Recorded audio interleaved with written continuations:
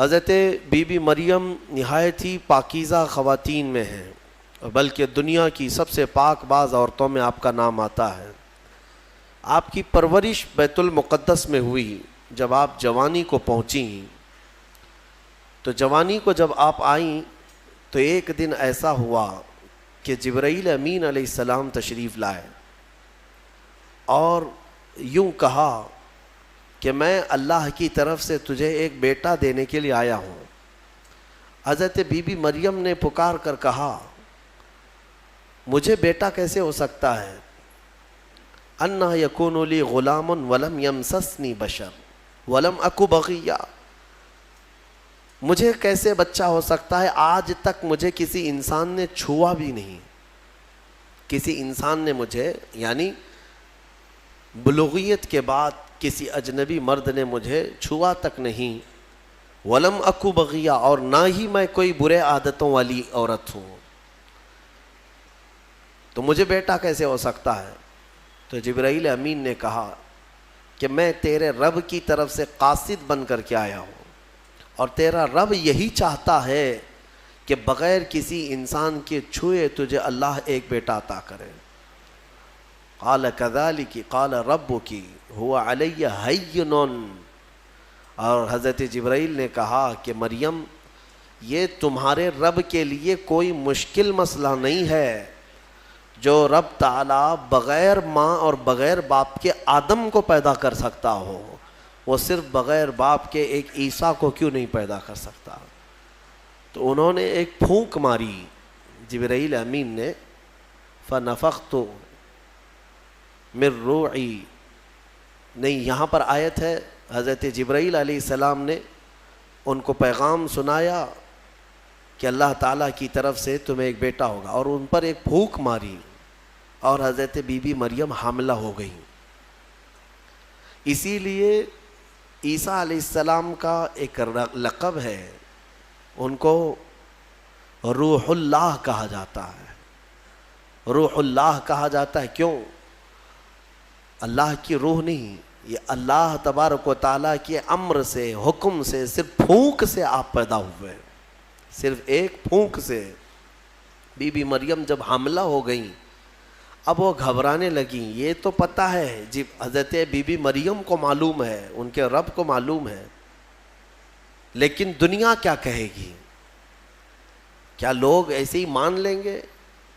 لیکن سارے لوگ حضرت بی بی مریم کی طہارت کو تو مانتے تھے، ان کی پاکیزگی کا سب لوگ اقرار کرتے تھے، لیکن جب آپ حاملہ ہو گئیں تو پھر اللہ تبارک و تعالیٰ کا حکم ہوا آپ کو کہ آپ آبادی سے یہ نکل جائیں، یہاں سے دور نکل جائیں، اور کھجوروں کا ایک باغیچہ ہے اس میں وہ چلی گئیں۔ جب ولادت کا وقت قریب آیا اور اللہ تبارک و تعالیٰ نے انہیں وہاں جانے کا حکم دیا، اب وہاں جب وہ پہنچیں تو درد کی شدت تھی آپ کو بھی، اور حضرت بی بی مریم نے درد زہ میں جو الفاظ کہے وہ بھی قرآن میں آیا، فناداہا من تحتہا اللہ تحزنی قد جعل ربکی تحتکی سریا، وہ پکارنے لگیں اور یہ کہتی تھی یا لیتنی مت قبل ھذا وکنت نسیا منسیا، اے کاش میں اس سے پہلے مر گئی ہوتی۔ یہ درد جو ہوتا ہے نا بچے کی ولادت سے پہلے، یہ بہت شدید ہوتا ہے، اور عورتوں کو اسی کا اجر بھی دیا جاتا ہے۔ اگر بچے کی ولادت کے دوران کسی عورت کا انتقال ہو گیا تو اسے شہید کا مقام دیا جاتا ہے، وہ شہادت ہے، اس کی شہادت کا مقام ہے۔ درد زہ کو، یہ جو ولادت کا درد ہوتا ہے عورتوں کو، بعض حکماء نے کہا ہے، کچھ حکیموں نے، کہ روح نکلنے کے وقت 40 ایسی بڑی ہڈیاں ہیں جس سے روح نکل جاتی ہے تو موت آ جاتی ہے۔ 40 ہڈیوں سے جب روح نکل جائے تو موت آتی ہے۔ بچے کی ولادت کے وقت عورت کی 39 ہڈیوں سے روح نکل چکی ہوتی ہے۔ اب اس سے اندازہ کریں کہ وہ موت کے منہ میں قریب جا کر واپس آتی ہے۔ ایک بچے کو جنم دینا دنیا میں، یہ اللہ تبارک و تعالیٰ ہی ان عورتوں کو صبر دیتا ہے، اور وہ درد اور وہ تکلیف کو برداشت کرنے کی اللہ تبارک و تعالیٰ ہی انہیں طاقت عطا کرتا ہے، ورنہ اس درد کو سہنا ہر ایک کا کام نہیں ہے۔ بہرحال حضرت بی بی مریم نے اس درد کی شدت میں جو پکارا وہ قرآن میں آیا ہے، قرآن میں آیا۔ اسی لیے تو حدیث پاک میں بھی ملتا ہے کہ سوال ہوا میرے آقا صلی اللہ تعالیٰ علیہ وسلم سے کہ میں یا رسول اللہ اپنی بوڑھی ماں کو اپنے کندھے پر بٹھا کر حج کرا چکا ہوں، خانہ کعبہ کے ساتھ طواف، اور گرم زمین جس میں ننگے پیر میرے تلووں میں آبلے پڑ گئے ہیں، تو کیا میں نے اپنی ماں کا حق ادا کر دیا؟ حضور پاک صلی اللہ تعالیٰ علیہ وسلم کا جواب سنیں۔ ان سے فرمایا کہ تم نے اپنے کندھے پر اپنی بوڑھی ماں کو بٹھا کر حج کرایا، طواف کعبہ کروایا، تم اس کے حق کی بات کرتے ہو۔ جب تم اپنی ماں کے پیٹ میں تھے ایک جھٹکا تم نے جو لگایا تھا اس کا بھی حق نہیں ادا ہوا، کیونکہ بچہ جب گھومتا ہے پیٹ کے اندر ماں کے، ہر گھومنے کے وقت، ہر چکر کے وقت اس کا ایک الگ درد ہوتا ہے۔ 9 مہینے وہ بچوں کو اٹھاتی ہے۔ میرے عزیزوں، اگر تمہارے پیٹ میں کھانا زیادہ ہو جائے تو پیٹ بھاری پڑ جاتا ہے اور آپ چل پھر نہیں پاتے، جلدی سے آپ سکون کی جگہ ڈھونڈتے ہیں کہ میں پیٹ خالی کر لوں یا ہلکا کر لوں۔ اور اس عورت کو، ماں کو، اللہ نے 9 مہینے تک تمہارا بوجھ دیا اور وہ اٹھائے گھومتی رہتی، پھرتی رہتی ہے۔ سیدہ بی بی مریم نے ولادت کے وقت یہ فرمایا، اس کے بعد رب تعالیٰ کی طرف سے یہ آواز ان کو ندا آئی، کیا کہ جب وہ وہاں قریب لیٹی تھی ایک پتھر پر، اور ان کے قریب میں ہی ایک کھجور کا درخت تھا، رب تعالیٰ نے فرمایا وَهُزِّي إِلَيْكِ بِجِذْعِ النَّخْلَةِ تُسَاقِطْ عَلَيْكِ رُطَبًا جَنِيًّا، مریم اس درخت کو پکڑ کر کے ہلاؤ، تم پر پکی تازی کھجوریں گریں گی۔ تو ولادت کا وقت ہے ان کا، عیسیٰ علیہ السلام کی پیدائش کا، اور حضرت بی بی مریم کو کھجور کا درخت ہلانے کا حکم ہوا، انہوں نے ہلایا تو پکی کھجوریں ان پر گریں۔ رب تعالیٰ نے فرمایا فَكُلِي وَاشْرَبِي وَقَرِّي عَيْنًا، مریم کھا اور پی لے اور اپنی آنکھوں کو ٹھنڈی کر لے۔ مفسرین فرماتے ہیں درد زہ کے وقت اگر کسی عورت کو کھجور دیا جائے تو یہ قرآن پاک کے نسخے کے اعتبار سے اللہ تعالیٰ اس کے درد میں آسانی عطا فرماتا ہے، کیونکہ حکیم مطلق رب ذوالجلال نے حکم دیا بی بی مریم کو کہ کھجور کھاؤ، پکی کھجوریں تم پر گریں گی۔ تو کھجور کا حکم بھی ہے۔ ہمارے بزرگوں کے ہاں رواج تھا کہ ولادت کے وقت جب تکلیف زیادہ ہوتی تو وہ کچھ کھجوریں لا کر کسی امام کے پاس، عالم دین کے پاس لاتے کہ کچھ دم کر کے دے دیں کہ گھر میں ولادت ہونے والی ہے۔ اب کہاں ہے، کون سا کھجور، کون سی مٹھائی، سیدھے آپریشن تھیٹر میں لے جانا ہے اور بند کرنا ہے، کاٹنا ہے پھر نکالنا ہے۔ خیر، اللہ تبارک و تعالی آج بھی جو لوگ اسلام پر چلنا چاہتے ہیں ان کے لیے آسانیاں عطا فرماتا ہے یقیناً۔ تھوڑی ہی دیر کے بعد حضرت عیسیٰ علیہ السلام کی ولادت ہوئی۔ یہ بیت اللحم جو جگہ ہے آج بھی وہ فلسطین میں ہے، بیت اللحم، جس پتھر پر حضرت عیسیٰ علیہ السلام کی ولادت ہوئی وہ جگہ آج بھی موجود ہے۔ پھر وہاں سے حضرت بی بی مریم نے اپنے بچے کو اٹھایا، کوئی نہیں تھا وہاں پر، ان کے حمل سے لے کر ولادت تک کوئی بھی قریب نہیں آیا، اور نہ زندگی میں کبھی ان کو کسی نے چھوا۔ آپ نے گود میں اٹھایا، اب کیا کریں گی، بچہ آ گیا ہے۔ رب تعالیٰ نے فرمایا فَإِمَّا تَرَئِنَّ مِنَ الْبَشَرِ أَحَدًا فَقُولِي إِنِّي نَذَرْتُ لِلرَّحْمَنِ صَوْمًا فَلَنْ أُكَلِّمَ الْيَوْمَ إِنسِيًّا، مریم اب اپنی بستی کی طرف جاؤ گی، اگر کوئی انسان تمہیں نظر آئے، لوگ اگر نظر آئیں تو بات مت کرنا کسی سے، ان سے کہنا آج میں نے چپ رہنے کا روزہ رکھا ہے۔ ہاں، اس شریعت میں ہوا کرتا تھا چپ کا روزہ، خاموشی کا روزہ، کہ دن بھر خاموش رہنے کا بھی روزہ ہوا کرتا تھا۔ اب یہ بھی کیسے بتائیں گی، وہ اشارے سے، اس زمانے میں ہوتا تھا جب کوئی خاموشی کا روزہ رکھتا تو وہ اشاروں سے بات کرتا، سامنے والا سمجھ جاتا آج اس کا خاموشی کا روزہ ہے، کاش یہ روزہ اور بھی ہمارے ساتھ ہوا کرتا۔ لیکن اس شریعت میں ہمارے ہاں چپ کا روزہ نہیں ہے، خاموشی کا روزہ نہیں ہے۔ میں تو یہ سوچتا ہوں کم سے کم عورتوں کے لیے تو ہو جاتا۔ خاموشی کا روزہ بڑا ثواب ہے، وہ بہت بڑی غلطیوں سے، گناہوں سے بچ جاتی۔ آپ کو اندازہ نہیں ہے، میرے آقا صلی اللہ علیہ وسلم نے زبان کو یوں 2 انگلیوں سے پکڑ کر کے فرمایا تھا، پکڑ کر کے، تمہارے 2 جبڑوں کے بیچ میں گوشت کا ایک ٹکڑا ہے، حضور نے فرمایا کہ یہ انسان کو جنت میں بھی لے جاتا ہے اور دوزخ میں بھی لے جاتا ہے۔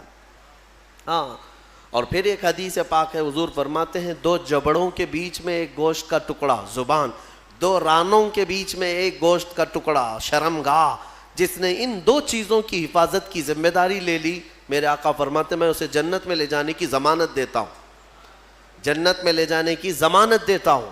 یہ 2 چیزوں کی اگر کوئی حفاظت کر لیا۔ خیر، حضرت بی بی مریم اپنے بچے کو لے کر کے آئیں، لوگ دیکھنے لگ گئے کہ مریم ہے اور اس کی گود میں بچہ ہے، تو ظاہر سی بات ہے قوم کا جو رویہ ہوتا ہے، سیدھے پکار کر کہنے لگے یا اخت ہارون ما کان ابوک امرأ سوء وما کانت امک بغیہ، اے مریم یہ کیا کر لیا تو نے؟ اخت ہارون جو ہے اس وقت سب سے پاک عورت کو کہا جاتا تھا، اخت ہارون لقب کے طور پر حضرت بی بی مریم کو انہوں نے پکارا، نہ تمہارے باپ برے تھے نہ تمہاری ماں بری تھی، یہ تو نے کیسے کر لیا؟ یہ بچہ تیری گود میں کیسے آیا؟ فاشارت الیہ، انہوں نے اشارہ کیا اپنے بچے کی طرف، کیونکہ اللہ تعالیٰ کا حکم تھا اگر کوئی بات کرے تو بات مت کرنا، اپنے بچے کی طرف اشارہ کر دو۔ آج میں خاموشی کا روزہ ہوں، اشارہ کیا اپنے گود والے بچے کی طرف، 1 دن کا بچہ ہے، تو لوگ بول پڑے کہ تو اس کی طرف اشارہ کر رہے، قالوا کیف نکلم من کان فی المہد صبیا، ہم کیسے بات کریں اس سے جو آج گود میں ہے تیرے، آج کا بچہ ہے۔ قرآن میں ہے جب وہ لوگ بحث کر رہے تھے، قال انی عبد اللہ آتانی الکتاب وجعلنی نبیا، ابھی وہ بحث کر رہے تھے، عیسیٰ علیہ السلام گود سے ہی بول پڑے۔ کیا بولے؟ بولنے لگے اے لوگوں میں اللہ کا بندہ ہوں، انی عبداللہ، اللہ نے مجھے کتاب عطا کیا ہے، وجعلنی نبیا، اور نبی بنا کر بھیجا ہے، وجعلنی مبارکن اینما کنت، اور جہاں میں رہوں گا برکت کا ذریعہ بنوں گا، اور اللہ تعالیٰ نے مجھے نماز کا اور زکوٰۃ کا حکم دیا ہے، اور میری والدہ کے ساتھ اچھائی کا سلوک کرنے، حسن سلوک کرنے کا حکم دیا ہے۔ اور پھر آخر میں عیسیٰ علیہ السلام اس جملے پر اپنی بات ختم کرتے ہیں، کون سا جملہ؟ والسلام علی یوم ولدت و یوم اموت و یوم ابعث حیا، سلامتی ہو اس دن پر جس دن میں پیدا ہوا اور جس دن میرا انتقال ہوگا اور جس دن مجھے اٹھایا جائے گا۔ اتنا بات کیا حضرت عیسیٰ علیہ السلام اور پھر خاموش ہو گئے۔ یہ معجزہ نہیں تو اور کیا ہے؟ گود کا آج کا بچہ اتنا وسیع انداز میں بول پڑا، تبھی جا کر کے قوم کی زبان چپ ہو گئی کہ یہ جو آیا ہے مریم کی گود میں یہ کوئی معمولی چیز نہیں ہے۔ ظاہر سی بات ہے جب رب تبارک و تعالیٰ کسی چیز کو بھیجتا ہے تو نشانیوں کے ساتھ بھیجتا ہے۔ اب جتنے تھے وہ مان تو گئے کہ بی بی مریم کو کسی نے چھوا نہیں، یہ سچی ہے، اور جب گود کا بچہ بول رہا ہے تو یہ اور سچی بات ہے کہ محیر العقول چیز ہے، آج تک ہم نے کبھی دیکھا نہیں۔ عیسیٰ علیہ السلام بولے، پھر اس کے بعد عیسیٰ علیہ السلام کو حضرت بی بی مریم اپنے گھر تو لے گئیں۔ یہاں پر رک کر کے میں ایک بات عرض کرنا چاہوں گا، حضرت عیسیٰ علیہ الصلوۃ والتسلیم نے جو جملہ کہا وہ یہ ہے کہ جس دن میں پیدا ہوا اس دن سلامتی ہو، یعنی نبی جس دن پیدا ہوتے ہیں وہ سلامتی والا دن ہوتا ہے۔ عیسیٰ علیہ السلام کی پیدائش کا دن سلامتی والا ہے تو 12 ربیع الاول کیوں نہیں سلامتی والا ہے؟ ہاں، اور نبی خود اپنی ولادت کے دن سلام بھیج رہے ہیں، اور ہم سید الانبیاء کی ولادت پر امتی سلام بھیجیں تو کیا حرج ہے؟ یہ قرآن کا حکم ہے۔ نبی خود اپنی ولادت کے دن سلام بھیج رہے ہیں اور امتی اپنے نبی کے پیدائش کے دن پر سلام بھیجے تو یقیناً یہ باعث برکت ہے اور قرآن کے مطابق ہے۔ خیر، یہ حضرت عیسیٰ علیہ السلام کی ولادت کا واقعہ۔ عیسیٰ علیہ الصلوۃ والتسلیم اپنی ماں کے ہاں رہے ایک زمانے تک، پھر جب جوان ہوئے۔ اچھا، یہ ایک بات اور بھی بتاؤں، بہت کم عمر میں جن کو نبوت دی گئی، یعنی دنیا میں ظاہری طور پر، وہ 3 نبی ہیں۔ ایک حضرت عیسیٰ علیہ السلام جن کو گود میں ہی پیدائش میں دے دی گئی، دوسرے یحییٰ علیہ السلام جو حضرت بی بی مریم کے ہاں ان کے باپ حضرت زکریہ علیہ السلام نے دعا کی تھی تو اللہ ان کو دیا تھا۔ یحییٰ علیہ السلام بھی پیدا ہوتے ہی نبی ہو گئے تھے، نبوت کے ساتھ دنیا میں آئے۔ تیسرے حضرت یوسف علیہ السلام، جب ان کے بھائیوں نے انہیں کنویں میں ڈالا تھا تب ان کو، یہ چھوٹی عمر میں جن کو نبوت دی گئی وہ 3 انبیاء اکرام ہیں۔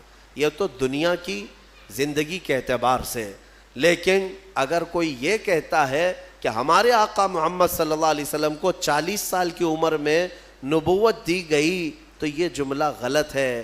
میرے عزیزو، حضور کو نبوت دی گئی نہیں، نبی ہونے کا اعلان کرنے کا حکم دیا گیا۔ نبوت کب دی گئی وہ خود رسول سے پوچھو۔